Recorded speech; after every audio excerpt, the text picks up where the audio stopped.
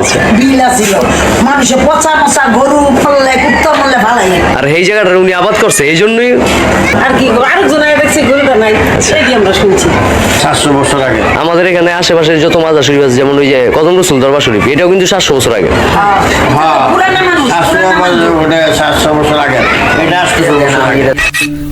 আল্লাহর ওলিদের পদচারণায় ধন্য এবং মুখরিত এই নারায়ণগঞ্জের মানুষ। তাদের অনেকের ব্যাপারে আমরা জানি, আবার অনেকের ব্যাপারে আমরা জানি না। সেরকম একটি অজানা এবং রহস্যময় মাজার শরীফের কথা আজকে আমরা উল্লেখ করব এবং আপনাদেরকে পুরো ভিডিওটি দেখাবো। সেই মাজার শরীফটির অবস্থান হচ্ছে নারায়ণগঞ্জের বন্দর থানাধীন বাগবাড়ি এলাকায়, যেটাকে ঐতিহাসিকভাবে পচারবাগ মাজার শরীফ বলা হয়ে থাকে।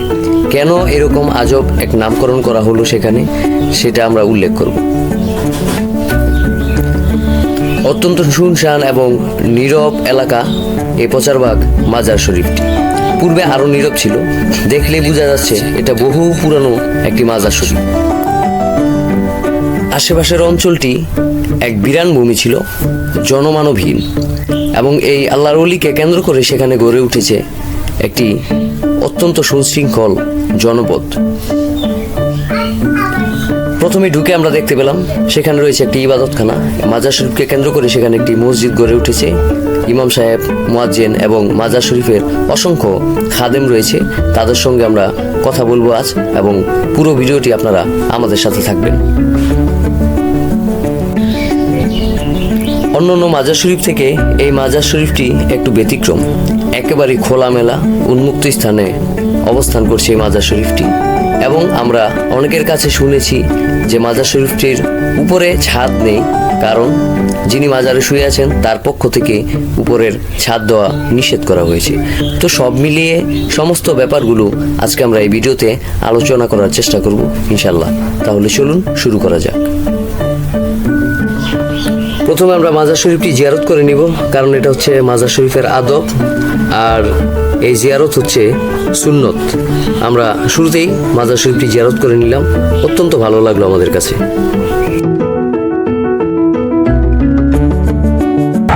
রাস্তা চলার আগে বন্ধ আরো আগে ট্রেন রাস্তাতে আমরা ট্রেন রাস্তা উঠলো কামতে এর কারণে। আচ্ছা, ইন্দা ওই লেলারে মুড়তে হ্যাঁ অফ জানাই তো উঠে গেল।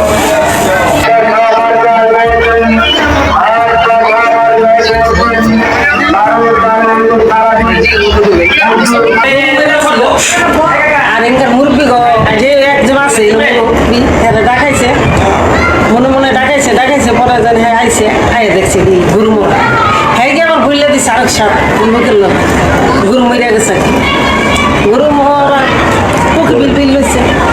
আর কি আরেকজন আগে দেখছি গরুটা নাই, সেটি আমরা শুনছি 700 বছর আগে। আমাদের এখানে আশেপাশে যত মাজার শরীফ আছে, যেমন ওই যে কদম রসুল দরবার শরীফ, এটাও কিন্তু 700 বছর আগে। হ্যাঁ, পুরানা মানুষ, 700 বছর আগে, এটা 800 বছর আগে। এটা দড়ি ফকির সাহেব এটা আসার 800 বছর হয়ে গেছে। এটা নদী আছিল, এটা আপনার কালিদাসপুরের নদী। উনি আসেন কই বাংলাদেশ থেকে না অন্য কোনো রাষ্ট্র থেকে? উনি আসতে পারবে। বাগদাদ থেকে। ওনার মূল নামটা কি আসল?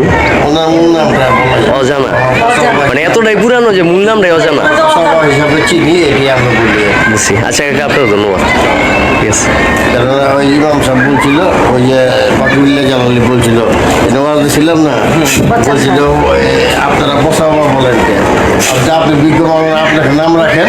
হ্যাঁ হ্যাঁ, কারো দূরে কয় না না আমার হ্যাঁ নাম করি আমি এরকম রেখে গেলাম, আমার ব্যাধ সেটাই তো, ঠিকই কইছে। উনি আল্লাহ ওই যে আমাদের মরুম বাকিউল্লাহ হুজুর, আমি বলছি আপনি কি লিগা আপনি কর চিনি আমি ওনারে। আমি বসাবো কই আর কি আপনি কর কে মহব্বত করে কই।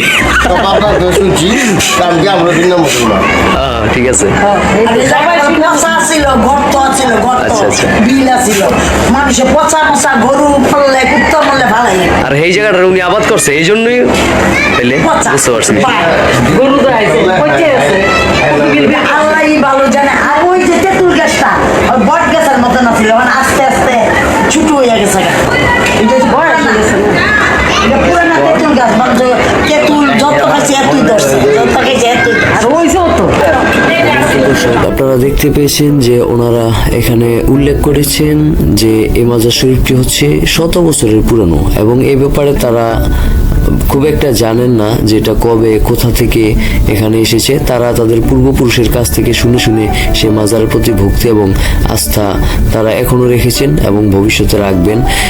পুরো এলাকাটি পরিষ্কার পরিচ্ছন্ন, অত্যন্ত আমার খুবই ভালো লেগেছে এবং কবর শরীফ জিয়ারত করে অত্যন্ত আনন্দিত আমি। প্রতি বছর বাংলা সনের চৈত্র মাসের 1 তারিখ এখানে এক জাঁকজমকপূর্ণ উরুস শরীফের আয়োজন করা হয় এবং লাখো লাখো মানুষের সমাগম এখানে অনুষ্ঠিত হয় এবং দেশের বিভিন্ন প্রান্ত থেকে এখানে মানুষজন ছুটে আসেন এই বুজুর্গ ব্যক্তির মাজার শরীফ জিয়ারত করতে এবং এখান থেকে কিছু রুহানি ফয়েজ হাসিল করতে। খুব অত্যন্ত আনন্দের সাথে তারা ইসালা সবটি পালন করেন নির্দিষ্ট নিয়মের মধ্যে। সকলের দোয়া কামনা করছি, আপনারা সাবস্ক্রাইব করে পাশে থাকবেন ইনশাআল্লাহ।